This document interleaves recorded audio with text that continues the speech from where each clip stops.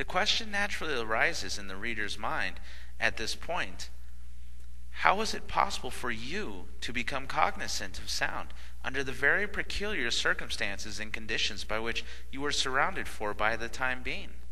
You could not hear by means of the outer ear or auditory nerves, for it is plain.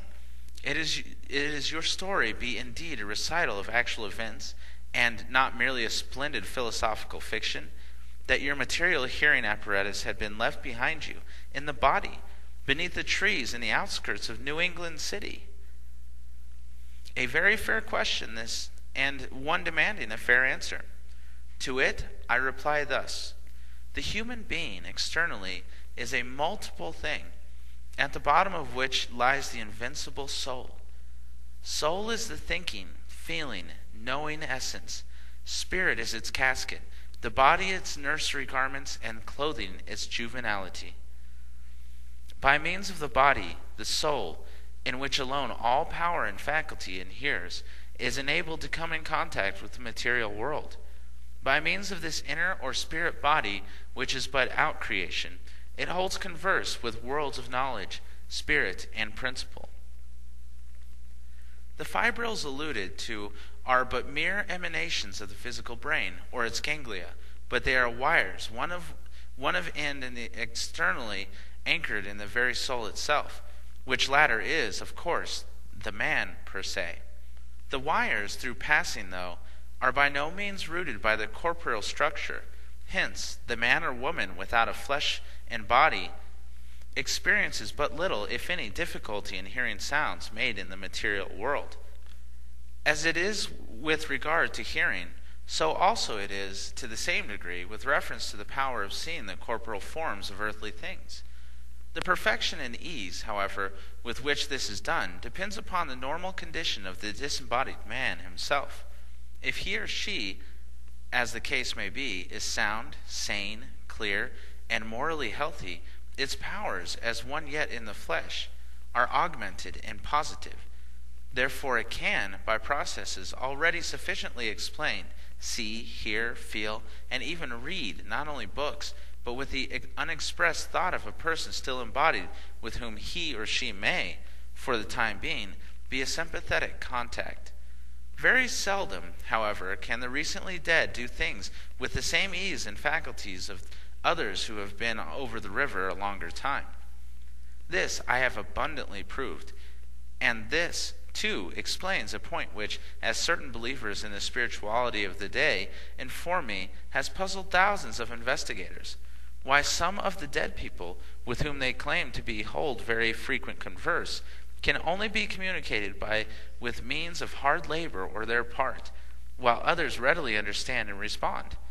Some can faintly, others clearly, see and hear. Some can correctly read people's thoughts. Others cannot and must be addressed vocally. Others still require all questions to be written in order that they may see and understand. The faculties and powers of dead people are doubtless as varied, dissimilar, and unevenly developed as are those of persons in the hither side of time. The study of the human soul is a great one, and entirely worthy of its life devotion. It has been mine to seek the solution of its many mysteries, and in the few instances success has crowned the effort and rewarded the labor. The final answer to the question is this: the sounds were conveyed to my inner being directly, and without the need of any flesh, blood, organ of sense. Let us now turn toward a far more sublime mystery, namely, the very soul itself.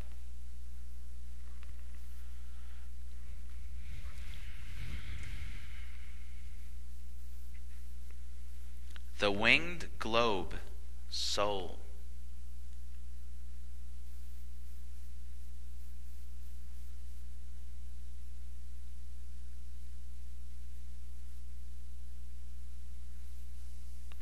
With unmingled astonishment I gazed upon the man. He sat there in his quiet study. I had often been told that a man was a microcosm, or a world in miniature, but closer observation proved to me that he was more than that, for instead of a world, he was a universe of worlds and mysteries, a few of latter of which were comprehended for me by the first time. Standing thus, I reasoned after this wise. Unquestionably, all the faculties and qualities pertaining to man, as we find him on earth, are the results and the designs on the part of the august mind which placed him there.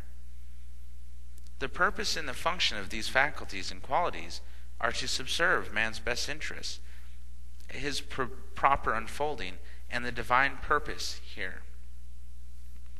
And doubtless, when by death he shall be transported elsewhere to meet a new destiny and act in a new drama, other qualities and faculties adapted to this changed position will be given to him, or, if already latent, will be duly brought into action.